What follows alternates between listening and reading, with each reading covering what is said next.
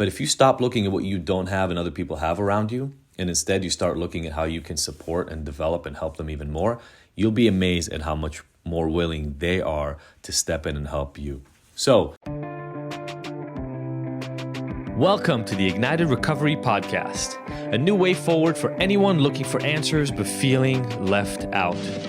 If you've been searching for empowerment, triumph, and purpose, you've found them right here. You won't hear the same solutions, and you're not going to have any excuses to fall back on, because Ignited Recovery allows heroes to rise and become their best selves. I'm Dr. Sophie Jaffe, and I can't wait to be your guide on this journey. Are you ready to become an ignited hero?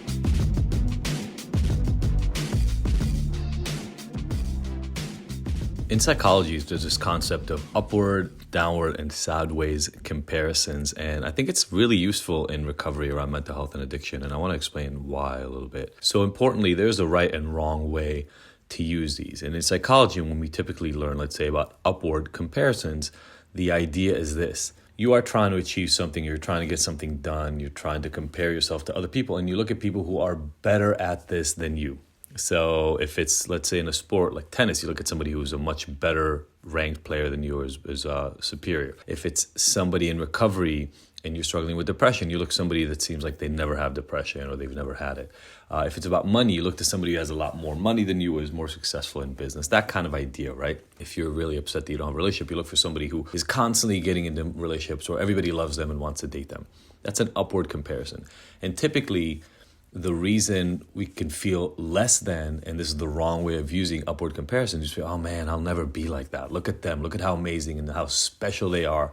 I will never be that. So that's an upward comparison. Then there's a downward comparison. You compare yourself to people who are not doing as well as you are. So let's say if you're having a hard time dating, you look at somebody who's never had a girlfriend or a boyfriend, you go, oh my God, well, at least I'm not them. They suck. I'm so much better. Or if you're trying to lose weight, you look at somebody who is having a much harder time, who's, weighs more than you, and you say, oh, thank God I'm at least not them. So that's one of the other ways that downward comparisons can be used poorly. I was talking about this in a hero group, and one of the heroes gave me a perfect example of the wrong way to use these upwards comparisons. He was looking at the age requirements for becoming a president in the United States and looking at the fact that you have to be 35 years old in order to run for president in the country. And that he is coming up on 35 and he is nowhere near the place where anybody would vote for him for president.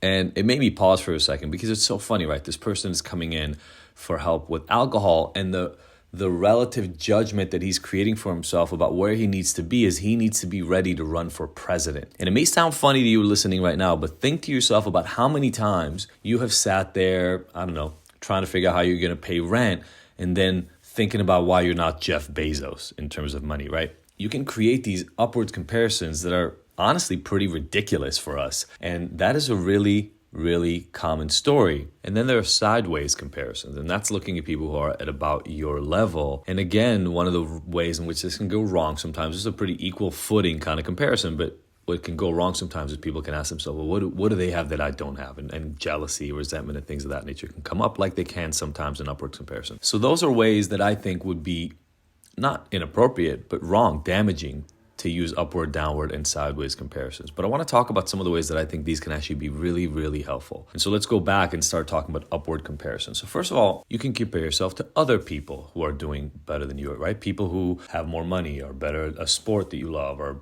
better at a specific knowledge base, or they have something you want and you don't quite have yet. And you can ask yourself the following question: how do they get there? What do they do it? And what can I learn from their journey and what they're doing now to shortcut the learning I have to do to get to where they are right now? Here's the thing, right? If you look at a business person or an author or an athlete or somebody at the gym who's lifting more than you, thinking to yourself, I'll never be like them, there's something special, ignores the fact that they had a journey of some sorts getting to that place. Now, we live in a world where we can be incredibly connected, and you can learn a lot about people either by speaking to them directly or indirectly through learning about them online or books they've written, things of that nature. And so the question for me is always, if I'm going to do an upward comparison, is how do they get there? What tools did they use and how can I learn? And here's the beautiful thing about it. If you ask yourself that question, sometimes you will learn things that you wouldn't have found on your own or would have taken you years to find out on your own simply by looking at the example other people have set. The same exact thing works in our Ignited community in recovery, right? Somebody will be new to one of our groups and they will look at somebody who has 6 months sober or who's cut down their drinking and use by 90%. And if they look at it and say, oh my God, I'll never be like that. I can't believe they got there. That's so amazing. I will never do that. You can get this sense of resolution and giving up. But if instead you say, how do they do it? What do they do? What were the tools they use? How long did they take them to get there? You can actually ask them questions, ask our coaches questions, something along those lines, and hack your way into that growth in a faster fashion. You can say to them, how'd you do it? And they can give you their best tricks and tips. And now you may not have to find those out on your own. So that's how to use upward comparison in a functional way. There's also another way, and I've started really getting into this in the last 4 or 5 years for myself, and that is aspirational upward comparison of self. So I can now visualize where I want to be in a year, 2 years, 5 years, 10 years, and I can look at what kind of a person do I need to become? What do I need to do? What things do I not yet know that I need to learn to get myself to that place? Oftentimes, that knowledge actually relies on some of those upward comparison I've done with other people, right? Things I've learned from others that show me now how I can show up better for myself. And then I can imagine myself in that next place and get myself there over time. So that's a tool that I really, really love using. Hey everybody, it's Adi again, and I want to share with you something that I believe is one of the most useful free tools I've ever created for my clients and for you. It's our free personalized My Drinking Score report. Look, you already know that at Ignited, we don't care much for labels and we don't believe in any of those once a blah, blah, blah, always a blah, blah, blah slogan. But if you are questioning your specific relationship with alcohol, you may be trying to figure out how to understand what you need to do and whether you're moving in the right direction. Well, then this completely free tool is for you and will give you the answers you're looking for. All you're gonna do is you're gonna take a 5-minute quiz answering simple questions that you know the answers to.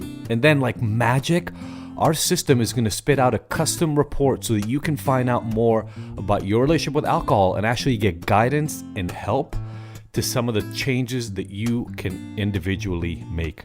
I created this tool to give you a customized, personalized virtual resource that you can take at any time, and that makes it easy to get the exact recommendations and steps that you need to help eliminate your struggles. Anybody can take it, and did I mention that it's completely 100% free? Well, it is. So stop running around in circles trying to figure out why you're having a hard time getting sober and get real solutions and guidance to help transform your life and get ignited forever. Just pause this audio right now and go to ignited.com/go. Again, that's ignited.com/go and take our 5-minute quiz right now. Find out what your drinking score is and then share it and tag us on Instagram or Facebook, because remember, fuck shame. Together, we get to move forward and get better every day.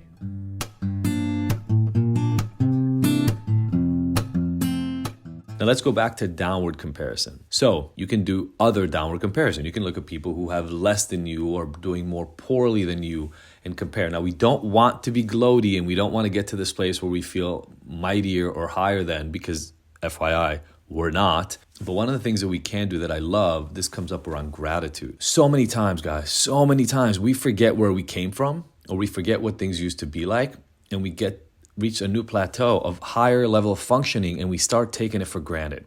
I'll give an example of one of our clients in the Hero program, for instance. In a group the other day, she used to drink 5 to 6 drinks every single night, daily, for many, many, many years. And she was sharing that she's not quite where she wants to be. And we were talking about, well, where was that? And that's when she told us what it was like about, a year and a half ago. And where is it now? And it turned out she drinks 70% less than what she used to drink. So once or twice a week, 4 drinks or so. And so massive, massive reduction. And her way of actually connecting to the fact that that was success Maybe not the ultimate success she wants. She wants to get better, but it was success, and not start feeling like she was failing every single time, was to look at where she was when she started with us, right? So you can do downward comparison on yourself. You can look back at the time when you were not doing as well as you are right now and say, I am grateful for where I am. And the reason that is important is oftentimes we will lose motivation for taking action. We will lose motivation for doing the things, doing the work that it takes to progress in our life, because we feel like we're treading water. We feel like we can't advance. But when you start actually connecting to the ways in which you've already advanced, you can build this massive motivation and say, oh my gosh, look at me. A year and a half ago, I was doing A, and now I'm doing B, and B is 70% better. What would happen if in a year I would be 70% better again? And that is a huge, huge hack to getting you motivation and getting you excited, not resigned to having to do the work that you're going to do to improve. So that's how to use downward comparison in a positive way. What's up, everybody? So glad that you've tuned in here today. You know, we bring you these recovery episodes to help anyone who's struggling with addiction or habits that don't serve them break free of the cycle using the latest research and the most effective strategies that I've found over my years of doing this and thousands of people I've helped. Obviously, we offer this free resource to you because I know that getting help is hard and I want to make it as easy as possible. So even if you never join our online hero program or come to our retreats or come and work with me individually, I want you to at least have access to the same powerful tools that have changed thousands of lives. If you like this and think it's useful, please give us a rating on Spotify or Apple Podcasts or just wherever you're listening to this right now. It really helps get the word out about this free resource, which is important since my goal is to help over 1 million people. So thanks a lot for being part of the Ignited community. Now let's get you back to the help. And last but not least, and this has to do with your social circle, potentially with your friends and family, things of that nature, sideways comparisons. Here's the thing. You're at a certain level of functioning, you're at a certain amount of money, your exercise and health are at a certain level, maybe you at work you have a certain title. There are people who are at your level. And instead of only looking at what you don't have that they do, which a lot of us will do, we start being resentful or we try to pick and find fault. If instead you start looking at those people and say, okay, how can I support and learn and develop from what I'm seeing in these relationships?